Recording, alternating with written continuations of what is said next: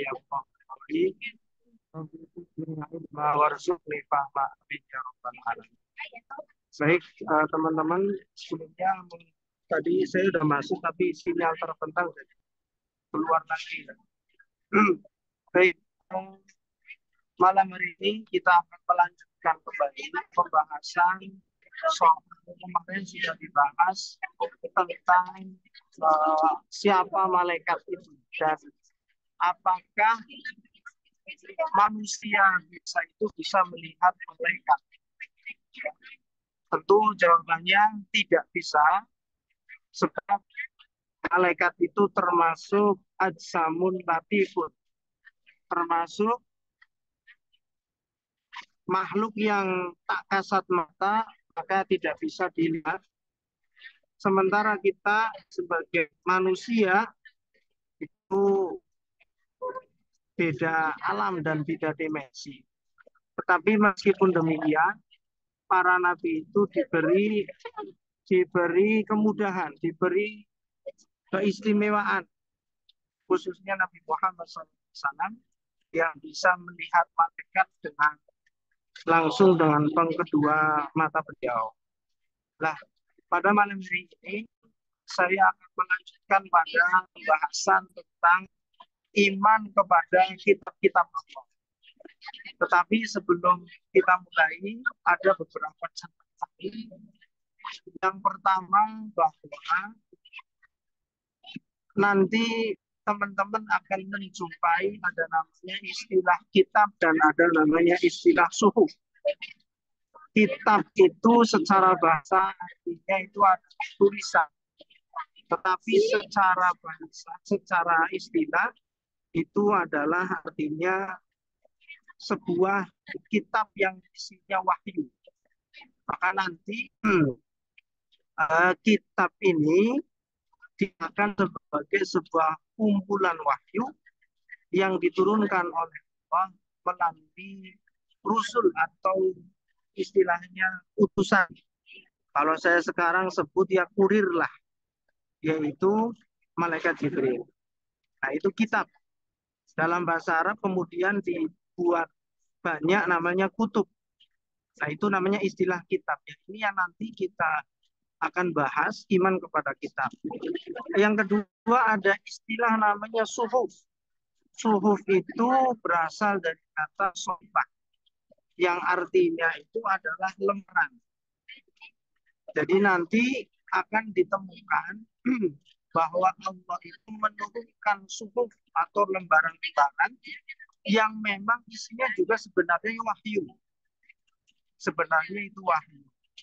Kalau kitab itu aslinya isinya adalah wahyu, tetapi di dalamnya itu adalah sebuah, ada isinya syariat, ada isinya hikmah dan lainnya. Dan kitab itu biasanya diberikan kepada nabi plus rasul.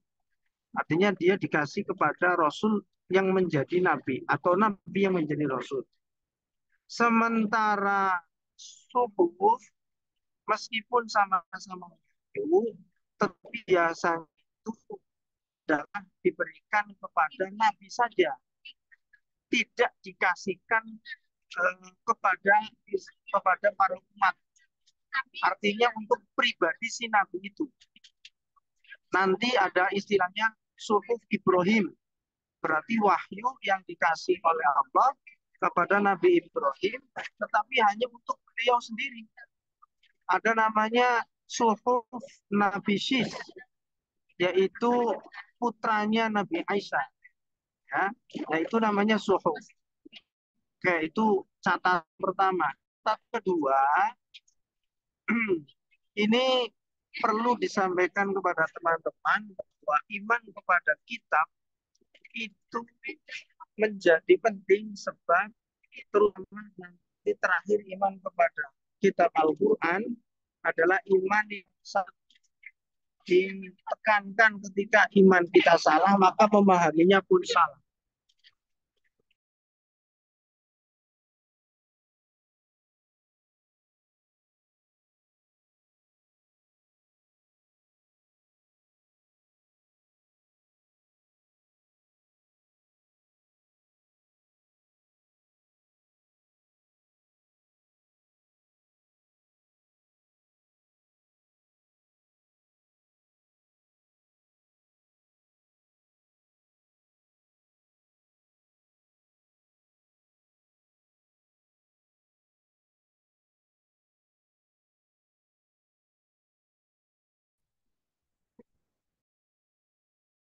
Eh, maaf saya ingatkan.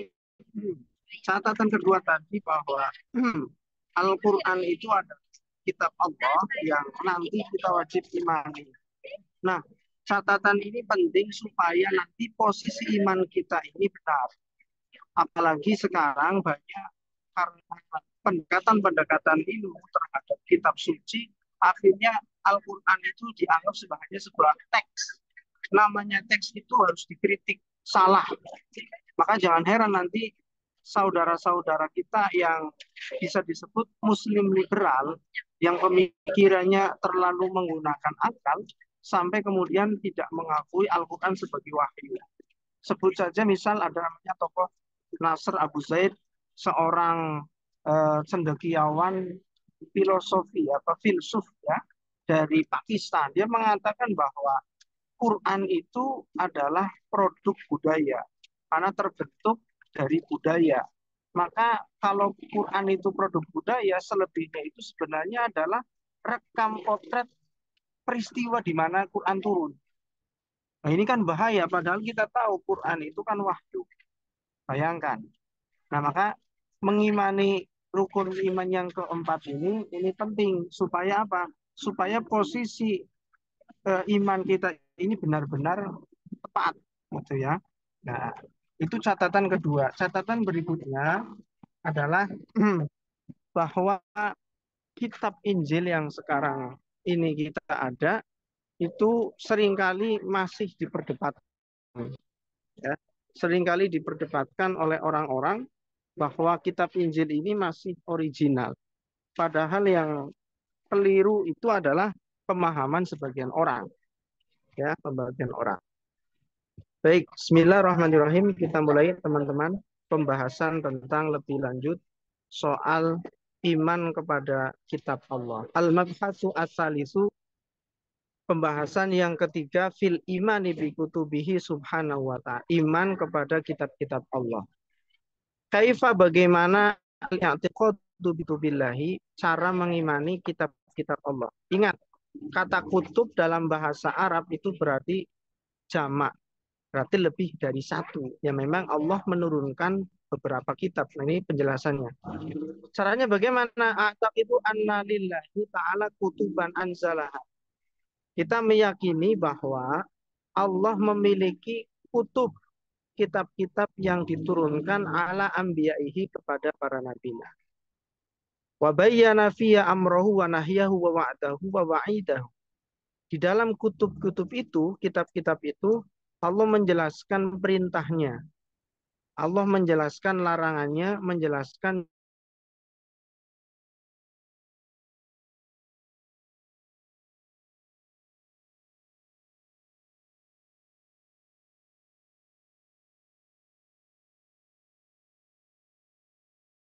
kitab, apalagi kitab Quran.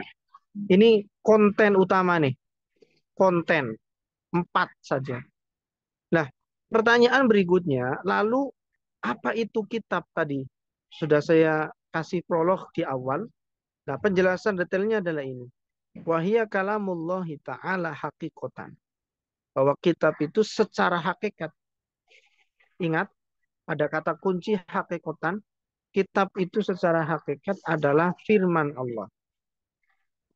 Ya, firman Allah. Badat minhu bila kaifiatin qaulan.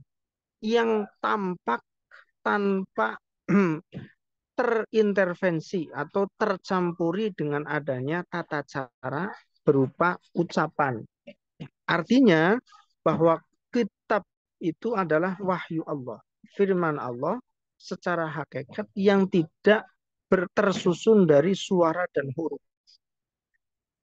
Nah ini, maka bahasa kalamullah ta'ala hakikatan ini sering banget diperdebatkan oleh kelompok-kelompok ahli kalam.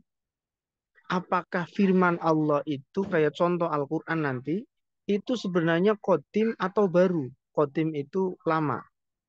Atau hadis baru. Itu. Katanya kan sifat Allah mutakalim. Sifat Allah mutakaliman itu kalam. Itu kan qadim.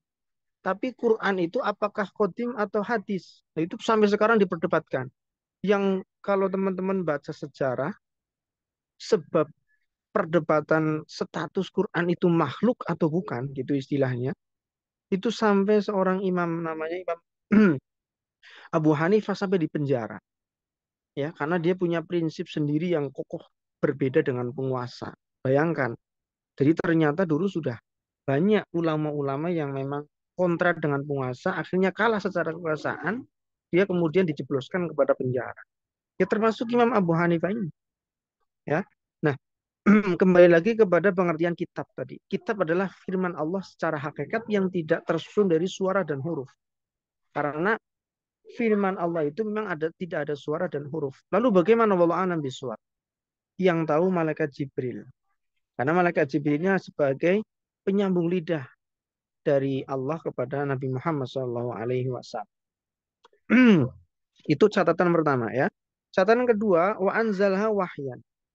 Yang dimaksud kitab Allah selain itu adalah firman Allah yang tidak tersusun dari suara, juga dia adalah wahyu. Kata wahyu ini kalau teman-teman membahas tentang ilmu ulumul Quran, pembahasannya jauh dalam. Wahyu itu artinya bisikan. Wahyu itu artinya bisa mengenai ilham, ya. Maka wahyu diartikan bisikan itu Nabi Muhammad SAW mendapatkan wahyu itu bisa dalam kondisi apa mimpi, bisa dalam kondisi dalam terjaga, bisa dalam kondisi beliau itu wahyunya berbentuk seperti bunyi lonceng, ya. Jadi wahyu Nabi Muhammad SAW mendapatkan wahyu dari malaikat Jibril banyak wasilah, bisa melalui tabir, di belakang tabir, ya, wahyu. Tetapi kata beliau Nabi Muhammad SAW, pengakuan beliau, saya yang paling berat ketika mendapatkan wahyu itu berupa suara lonceng. Itu berat sekali kata beliau, berat sekali, ya. Nah, wahyu itu juga bisa diartikan sebagai ilham, ilham, wahyu. Maka orang-orang yang dekat dengan Allah, ya, dalam hal ini waliullah itu biasanya itu mendapatkan secerkan istilahnya itu hasil dari kontemplasi dirinya, pendekatan dengan Allah Subhanahu wa taala. Ya, biasanya ini para wali Allah. Wahyu itu juga bisa diartinya intuisi, seperti lebah, ikan paus yang bisa dengar mangsanya jarak berapa jauh itu. Nah, secara bahasa itu.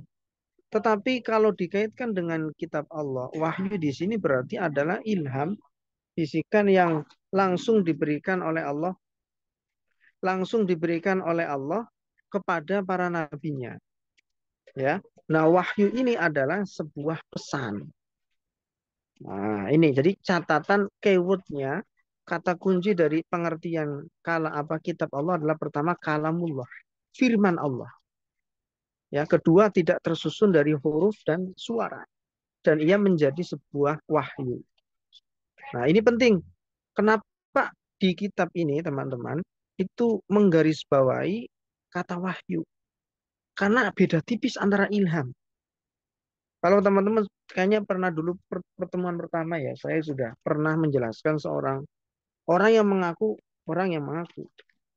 nabi oleh pengikutnya kemudian di ACC, yaitu Mirza Ghulam Ahmad, itu pemimpin pendiri kelompok Ahmadiyah di India dekat Sungai Gangga itu. Beliau itu bertapa kontemplasi itu katanya mendapatkan ilmu, yang kemudian ilmu itu dianggap sebagai wahyu, sampai kemudian menulis kitab At-Tadhkirah itu, dan pengikutnya kemudian mengiyakan itu. Alasannya beliau itu, saya ini wahyu dan saya ini adalah bayang-bayang Nabi Muhammad. Secara Nabi Muhammad itu sudah selesai, tetapi secara penerus belum, kata beliau. Maka kata beliau, kata khotimun nabiin, sifat bagi Nabi Muhammad, kata Mirza Ghulam Ahmad, itu bukan arti pamungkas, bukan arti penutup, tetapi bayang-bayang. Nah, ini ngeri. Kenapa? Karena beliaunya mungkin, ya, ada kekeliruan dalam hal memahami wahyu itu. Kayak seperti tahun 2011 kalau nggak salah, Dr. Khalil Nafis itu pernah menyidang seorang ulama bahkan, putra kiai, yang mungkin ya itu halu lah sekarang ya, sampai mengaku Nabi Isa mendapatkan wahyu, apalagi yang baru kemarin tuh, Imam Mahdi sekarang lagi ramai. Nah ini penting ya, dan wahyu itu kan harus memang ketemu malaikat Jibril dan orang-orang pilihan itu. Nah, mintilka, kita lanjutkan. Mintilkal kutub, sebagian dari kitab-kitab yang diturunkan Allah yang berupa wahyu itu adalah Taurat, Injil, Zabur, dan Quran. Nah, ini yang nanti kita bahas. Cara mengimaninya untuk kontekstualisasinya sekarang bagaimana? Cara mengimani Taurat bagaimana untuk zaman sekarang? Injil bagaimana sampai kemudian pada Quran. Baik, kita lanjut. Kaifa yantiqadu kabit Taurat? Bagaimana kita meyakini kitab Taurat? A'taqidu anna Taurat kitabun min kutubillahi subhanahu wa ta'ala anzalahu ala kalimihi Musa alaihi salam. Kita meyakini bahwa Taurat itu adalah salah satu kitab dari kitab-kitab Allah yang diturunkan kepada kalimullah. Nah ini, yaitu kepada orang yang nabi yang dijuluki sebagai kalimullah. Nabi yang pernah memohon untuk bisa bercakap-cakap dengan Allah, yaitu Nabi Musa. Jadi Nabi Musa itu pernah tanda kutip ya, pernah mengotot ambisi kepada Allah, ingin ngobrol dan tunjukkan wahai Allah, engkau. Tapi akhirnya beliau tidak sanggup dan pingsan. Karena dengan kebesaran Allah diminta untuk melihat Gunung Sinai, jangan berkedip, Gunung Sinainya malah seketika langsung meletus dan langsung pingsan. Nah, sebab itu kemudian beliau dijuluki Kalimullah. Sementara kalau Nabi Ibrahim disebut sebagai Khalilullah, kekasih Allah. Nah, kitab Taurat ini memang khusus kepada Nabi Musa, yang kemudian nanti sebagai kitab sucinya orang-orang Yahudi itu, ya, orang-orang Yahudi. Nah, isinya kitab Taurat apa? Penting nih. Wazalika libayanil ahkam asyariyah. Pertama, isinya kitab Taurat itu adalah hukum-hukum syariat. Ingat, bahasa hukum syariat berarti di situ adalah aturan yang terikat, yang diultimatumkan oleh Allah kepada nabi dan umat yang didakwahi. Wal aqaid asy al mardiyah, dan akidah yang benar yaitu adalah akidah tentang monoteisme. Tiada Tuhan selain Allah. Itu isi kedua, ya. Wa tafsir bi zuhuri Nabi Muhammad bin Bani Ismail wa huwa nabiyuna alaihi salam. Isi ketiga adalah kabar gembira akan lahirnya, akan tampaknya Nabi golongan Bani Ismail, yaitu Nabi Muhammad SAW. Nah ini penting. Di kitab Taurat yang asli, itu sebenarnya sudah ada sepil informasi kelak itu akan ada muncul dari golongan Bani Ismail. Ya, golongan Bani Ismail. Tuh, sebenarnya itu. Tetapi kalau sekarang-kadang kitab Taurat sudah dipalsukan itu. Sudah ada tahrif istilahnya itu. Ya, itu isi ketiga. Isi keempat, wal isyara ila annahu ya'ti bi syar'in jadidin ila yahdi ila daris salam. Nabi Muhammad yang nanti akan datang itu akan membawa syariat baru yang mengarahkan kepada jalan keselamatan. Jadi tiga ini adalah konten asli dari kitab Taurat, yaitu adalah hukum syariat, akidah, monoteisme, dan juga pemberitaan tentang datang Nabi dari Bani Israel yang akan membawa syariat. Nah ini, maka sekarang lagi ramai ya teman-teman, perdebatan di Facebook kalau teman-teman mengikuti beberapa kiai di Indonesia yang cukup terkenal, antara perdebatan doktor di Facebook lah. Ini masih bermula dari kemarin nih, diskusi online antara guru gembul dengan Ustadz Nuruddin itu, ya, tentang bahwa Tuhan itu bisa diilmiahkan lah. Itu berlanjut dalam diskusi sekarang, namanya Dr. Arif Al-Ma'arif kalau nggak salah, seorang doktor dari sains di UIN Sunan Kalijaga, debat cukup sengit dengan eh, pakar ahli aswaja Jawa Timur, Dr. Abdul Wahab. Ya, kata Dr. Arif yang backgroundnya itu adalah dia sains dan beliau mengaku adalah muridnya dari Profesor Amin Abdullah, Rektor UIN. Dia mengaku bahwa kata beliau di status itu, debatan itu, bahwa Islam itu kebanyakan adalah mengadopsi dengan agama. Sampai soal nama Tuhan pun itu adalah ngadopsi dari agama Yahudi ini. Tadi ya, ya dengan berbagai literaturnya itu, ya ini memang saya tidak ada heran karena memang itu merepresentasikan orang-orang yang eh, kalau dalam ilmu ilmu apa istilahnya ilmu kajian ulumul Quran itu bagian dari mengambil riwayat yang syad. Satu, yang kedua yang nyeleneh-nyeleneh itu. Biasanya diambil dari orientalis. Kata beliau Dr. Arif Ma'arif itu, Tuhan kita Allah itu bukan murid dari Islam istilahnya, tetapi ambil dari Elah. Elah itu bahasa dari Yahudi. Jadi sebenarnya Islam itu tidak punya nama istilah Tuhan. Bayangkan coba. Nah, padahal kan kita jelas Allah itu memang adalah fal ilahun yang di al-ma'rifatkan Allah, dan itu langsung diultimatumkan dalam Al-Qur'an. Nah, ini penting ya teman-teman. Nah, ini sebagai bentuk menurut saya itu memberikan kontekstualisasi terhadap pemahaman ya kitab ini terhadap perkembangan zaman sekarang. Nah, yang selanjutnya adalah nah ini tadi tadi cara mengimani Taurat secara normal. Lalu bagaimana dengan mengimani Taurat yang beredar saat ini? Nah, ini pertanyaannya. Kaifa i'tiqadul ulama il a'lam? Bagaimana keyakinan para ulama ahli fi haqqit Taurat al-mawjudah dengan kitab Taurat yang ada sekarang fi aidi ahli kitab di tangan ahli kitab Yahudi Nasrani sekarang. Gimana komentar para ulama? Itu qadul ulama alam anat Taurat al-majudah, keyakinan para ulama ahli terkait kitab Taurat yang ada sekarang qad lahiq ta'rif. Nah ini bahwa kitab Taurat sekarang sudah terkontaminasi dengan pemalsuan atau istilahnya tahrif. Wa mimma apa bentuk pemalsuan itu? Saya membacakan teks ini. Wa mimma yadullu sebagian dari hal itu ala zalika yang menunjukkan bentuk pemalsuan itu adalah annahu laisa dzikrul janna wan nar wa halil ba'si wal hasyi wal jaza. Bahwa di dalam kitab Taurat yang sudah dipalsukan itu buktinya tidak disebutkan tentang surga neraka, kondisi kebangkitan manusia dari alam kubur, tentang eh, apa perkumpulan manusia di padang mahsyar dan hari pembalasan. Itu nggak ada di situ.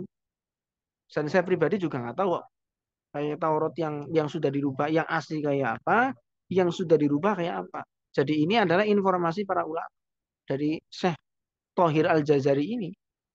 Jadi kitab Tauratnya sudah terkontaminasi lah, sudah KW-nya udah kali berapa ini, ya.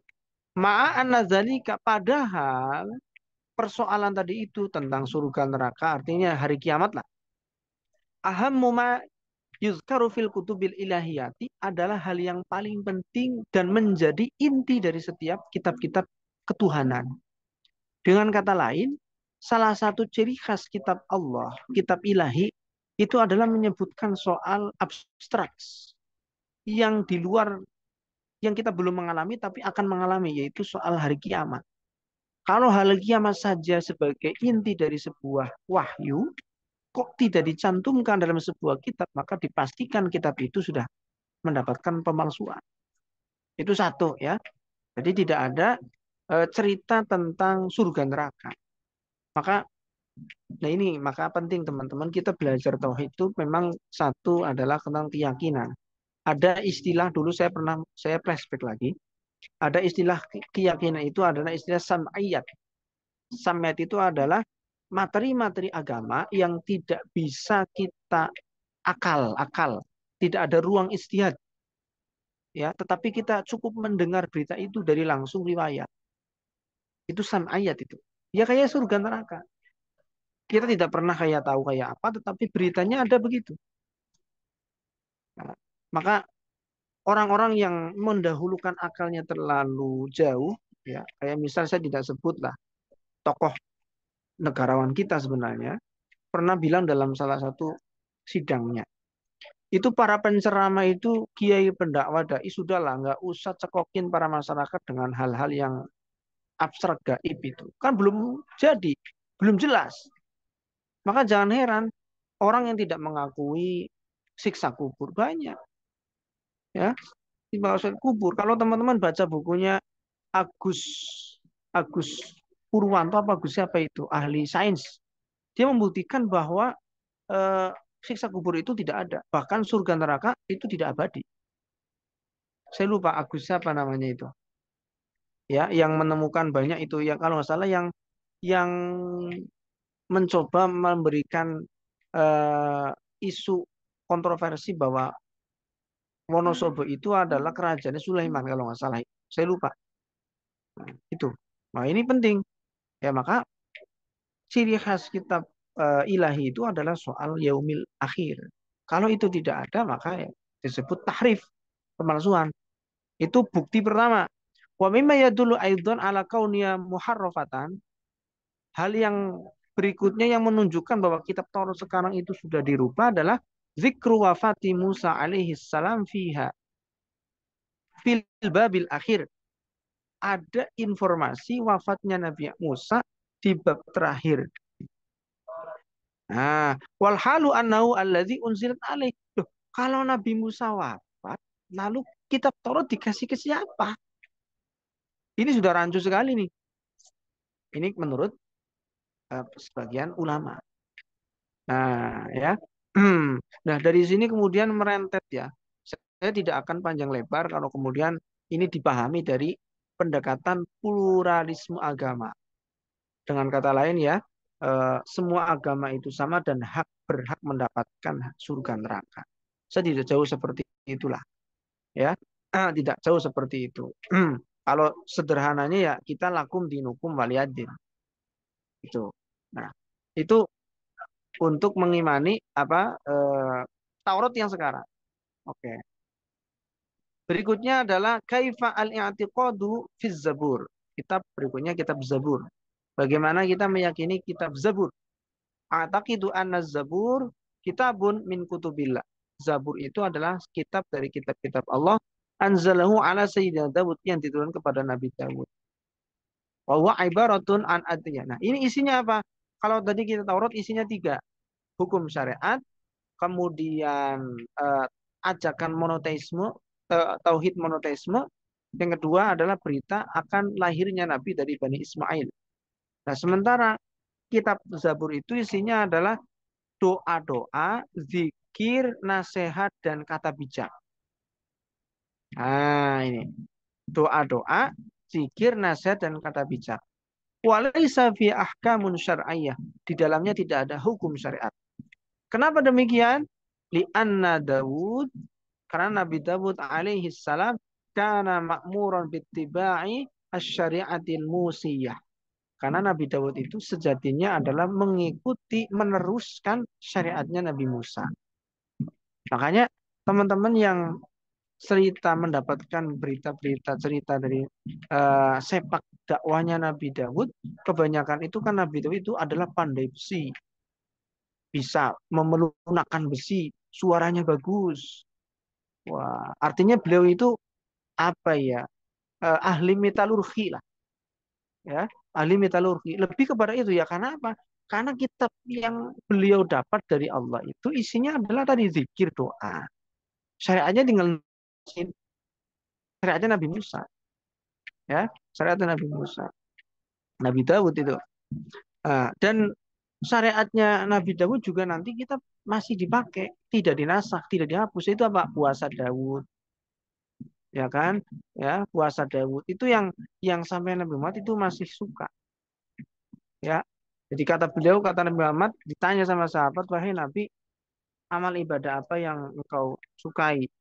Kata beliau, saya mencintai eh, apa yang dilakukan oleh Nabi Dawud. Puasa sehari, buka sehari. Puasa sehari, buka sehari. Nah, itu sampai sekarang namanya ada puasa Dawud. ya, termasuk juga dalam soal tidur. Lalu Nabi Muhammad juga mengikuti pola apa yang dilakukan oleh Nabi Dawud. Apa tidur Nabi Muhammad? Jadi 24 jam itu, ya, Nabi Muhammad itu tidur di awal waktu, ya. Kemudian di awal waktu, di setengah setengah malam. Setelah setengah malam, kemudian beliau bangun di sepertiga malam. Setelah tiga malam beliau zikir munajat, di tiga per empat malam beliau tidur lagi. Jadi dibagi tiga beliau malam itu. Cara tidurnya itu ngikutin Nabi Dawud. Nah, kalau kita kan malam diempat semua, ya. Tidur terus itu. Nah, ini contoh kecil. Nah, oke, itu syariat Nabi Dawud. Tidak banyak literasi yang menjelaskan bagaimana. Sampai sekarang saya juga belum belum mencoba untuk lebih jauh, ya, isi dari hikmah atau nasihat yang ditulis di dalam kitab Nabi Dawud itu, ya. Justru malah yang kenal yaitu di syariat puasa Dawud itu. Bahkan malah yang bukan nabi itu yaitu Luqmanul Hakim itu sampai sekarang masih populer. Malah menjadi surat kan di Quran. Tetapi Nabi Dawud tidak menjadi surat, tapi tetap disebutkan, ya. Ah, baik, selanjutnya ini Mas moderator masih berapa lama ini? Sepertinya sudah waktunya, Ustadz. Oh gitu, ya. Silakan. Baik, sebelum saya akhiri, catatan yang penting ingin saya sampaikan. Ini sebelum kita sampai kepada iman kepada Quran, ya, penting sekali. Yang intinya ini adalah kita memposisikan diri di tengah fitnah matinya kepakaran. Sekarang banyak, kenapa kepakaran? Karena orang yang bukan pakarnya ngomong, yang bukan Quran ngomong. Yang kedua adalah disebut matinya kepakaran adalah yang harusnya sebuah agama itu didekati dengan agama malah merentet kemana-mana. Akhirnya agama itu menjadi bola liar. Jadi semacam malah dihakimi. Terserah siapa yang menghakimi. Maka dengan mengkaji kitab ini saya kira kita bersama-sama untuk kembali kepada akidah yang sebenarnya. Baik, saya kira itu saya serahkan kepada Mas Syarif. Terima kasih kami ucapkan kepada Bapak Ustadz Zokil Fikri Muhammad MAG. Semoga ilmu yang sudah kita dapatkan pada acara pengajian pada malam ini menjadi ilmu yang bermanfaat. Amin. Sahabat-sahabat yang dirahmati Allah, untuk acara selanjutnya adalah sesi tanya jawab. Barangkali sekiranya ada hal yang ingin sahabat-sahabat tanyakan kepada Ustadz Zokil Fikri Muhammad MAG, kami persilahkan.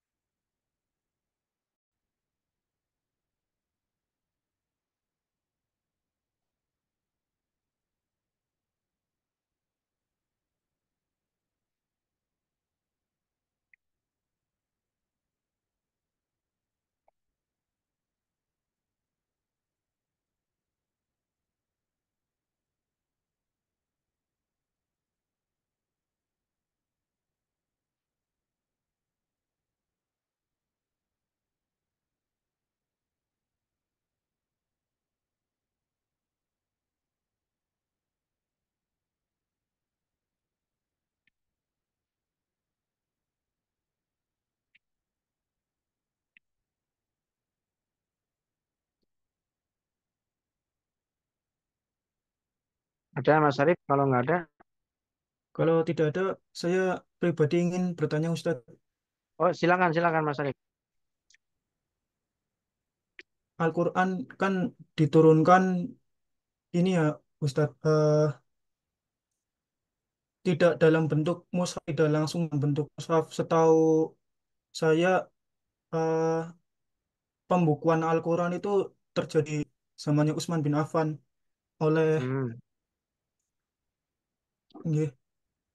Terus Pertanyaannya, apakah kitab sebelumnya Taurat, Zabur, Injil itu pas diturunkan dalam bentuk kitab apa seperti Al-Quran oh, prosesnya gitu, Mas. prosesnya? Nggih. Terus Baik. ada pertanyaan lagi Ustadz. Ya, Eh, dalam kitab Jawahirul Kalamnya disebutkan tadi inti dari isi dari kitabnya ya Ustadz.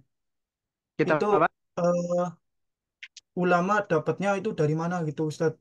Dalam Oh, kitab Susul Ambiya juga diterangkan eh, nama-nama nabi dan kisahnya di luar 25 nabi. Itu apakah ulama membaca isi kitabnya apakah atau mengambil dari referensi hadis atau dari nggih, informasi dari agama lain niku Ustadz. siap, siap, siap. Baik, ada lagi, Mas? Sudah cukup Ustadz. Baik ya. Bagus pertanyaan. Yang pertama, apakah kitab sebelum Quran yaitu Taurat, Zabur dan Injil senasib sama dengan Quran? Artinya proses dari wahyu kemudian sampai dibukukan sampai sekarang. Gitu ya pertanyaan pertama, Mas ya. Nggih, Ustadz. Ya, sependek yang saya tahu, Mas, untuk kitab Taurat ya, untuk kitab Taurat beliau langsung eh, Allah menurunkan kepada Nabi Musa ya, kemudian Nabi Musa menuliskan sendiri kemudian disampaikan kepada para umatnya. Nah, kemudian sayangnya ya, selama beliau menyampaikan itu, kitab Taurat itu kemudian dipegang kepada orang yang salah. Akhirnya disalin, tetapi itu banyak perubahan. Ya. Jadi ada proses di situ tetap Mas, kodifikasinya tetapi melibatkan langsung kepada eh, Nabi Musa. Awalnya ya, saya katakan awalnya, tapi belakangan kemudian disalin-salin sampai ada pemalsuan. Nah, untuk kitab Zabur sendiri belum mendapatkan informasi itu. Apakah dari awal Nabi Dawud yang ditulis kemudian untuk dirinya sendiri disebarkan, saya kurang tahu. Nah, jadi nanti kita ini kan kita belum bahas, tapi saya sepil. Nanti ada banyak penulis yang langsung ketemu Nabi Isa, ada yang tidak ketemu Nabi Isa. Minimal ada 4, Lukas, Matius itu yang sebagian yang ketemu Nabi Isa, tapi justru ya tidak persis banget dengan apa yang didapat dari Nabi Isa. Minimal ya sebut 70% lah. Nanti ada 4 dari Sufyan, kan Injil versinya banyak banget. Tetapi ada 4 Injil versi saliannya yang ditulis oleh murid langsung Nabi Isa. Dari 4 itu ada yang ketemu langsung, ada yang jauh tidak ketemu. Nanti ada Injil versi Matius, Lukas, Yohanes. Nah itu satu lagi apa nanti ya? Saya lupa itu. Itu menunjukkan bahwa proses kodifikasi Injil juga terjadi sebenarnya. Cuman yaitu melibatkan kepada murid-muridnya. Tergantung dengan si kejujuran soal kepentingan. Nah, ini. Nah, yang paling lengkap memang adalah tentang Al-Quran dari awal sampai kodifikasi. Itu pun tadi sebut memang usulannya adalah yaitu Sayyidina Umar kepada Umar bin Khattab ya supaya membukukan. Nah, di zaman Umar kemudian lebih tepatnya itu adalah menyeragamkan, Mas. Yang mengusulkan untuk membukukan sebenarnya Sayyidina Umar kepada Sayyidina Abu Bakar, tapi awalnya Abu Bakar itu mengatakan tidak berani. Karena ini pekerjaan berat dan Nabi tidak menyuruh dari awal. Takut itu bid'ah. Itu kata enggak, nggak usah takut wahai Abu Bakar. Ini penting untuk kemaslahatan ke depan. Bayangkan kemarin pas kita perang Yarmuk, berapa ratus para hafiz meninggal. Kalau hafiz meninggal nggak ada generasi gimana? Ya kalau anaknya hafal, kalau enggak hafid hilang, Quran hilang, kata beliau. Akhirnya kemudian dibukakan oleh pintu hatinya oleh Allah. Abu Bakar akhirnya menerima usulan Umar dan langsung datangi orang yang paham betul riwayat Quran, yaitu Zaid bin Sabit, sekretaris ya, sekretaris paling dekat utama Nabi Muhammad. Zaid bin Sabit juga awalnya itu tidak mau, seperti tidak maunya Abu Bakar menerima usulan Umar karena takut bid'ah itu, takut itu. Tapi dengan bujukan mereka berdua akhirnya terbuka dan membuatlah tim. Nah, itu singkat cerita begitu. Itu untuk jawaban tentang yang pembukaan itu, Mas. Yang soal kedua, soal apakah para ulama kok bisa tahu tentang isi-isi kitab sebelum Quran itu referensinya dari mana? Ya tentu satu satu Mas. Ingin saya sampaikan salah satu referensi tentang kisah-kisah tadi itu tentang nabi di luar Islam yang tidak disebutkan atau kita kisah-kisah eh, referensi di luar Islam itu salah satunya didapatkan dari orang Yahudi yang masuk Islam yang kemudian disebut sebagai kisah-kisah Israiliyat, pembawa kisah Israel yaitu Muqatil bin Sulaiman. Dulu beliau adalah Yahudi tulen, tetapi kemudian masuk Islam, maka tradisi-tradisi yang beliau dulu adalah agama Yahudi masih dibawa, bahkan riwayat pun dibawa. Sampai beliau punya tafsir namanya tafsir Muqatil bin Sulaiman. Nah, para ulama ini banyak mengambil dari beliau.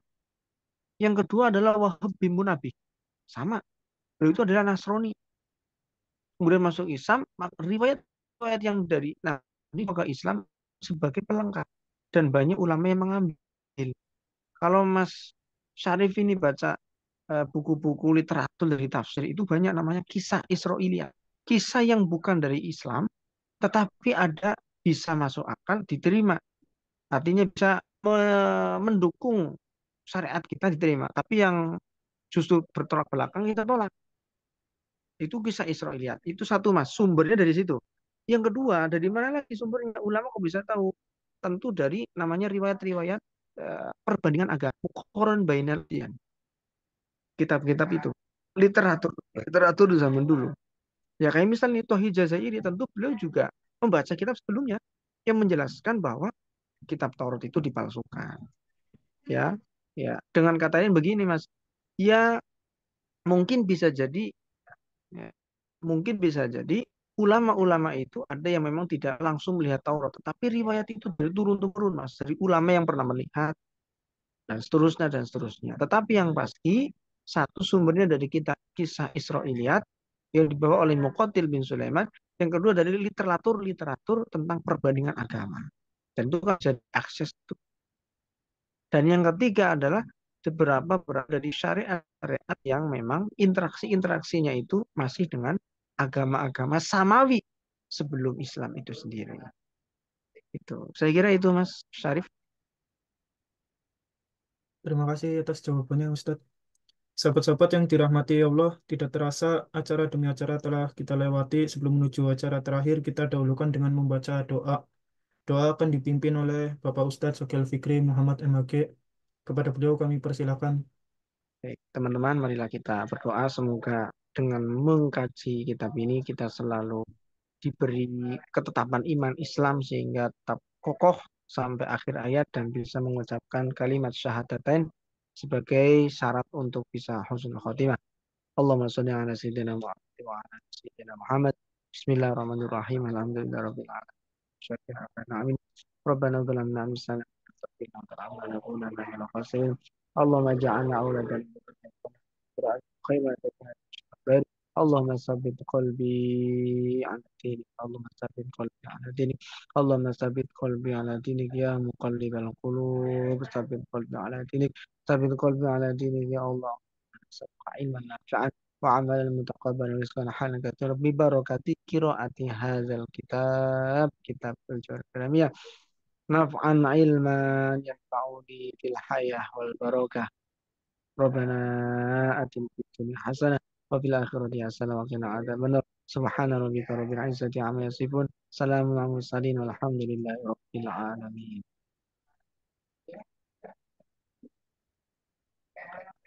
Untuk acara yang terakhir adalah penutup. Sahabat-sahabat yang dirahmati Allah, untuk acara penutupan ini, marilah kita membaca doa majelis bersama-sama. La ilaha illa anta astaghfiruka wa atubu ilaik. Kini tibalah di akhir acara, saya selaku pembawa acara mohon maaf yang sebesar-besarnya apabila ada salah kata dalam membawakan acara ini. Terima kasih kepada hadirin semua atas segala pendapat. Wallahu muwaffiq ila aqwamit thoriq. Wassalamualaikum warahmatullahi wabarakatuh. Waalaikumsalam warahmatullahi. Baik, teman-teman, mohon maaf tadi telat karena terpental ya, Mas Arif. Iya, iya, Hmm. Ustaz, mau nopo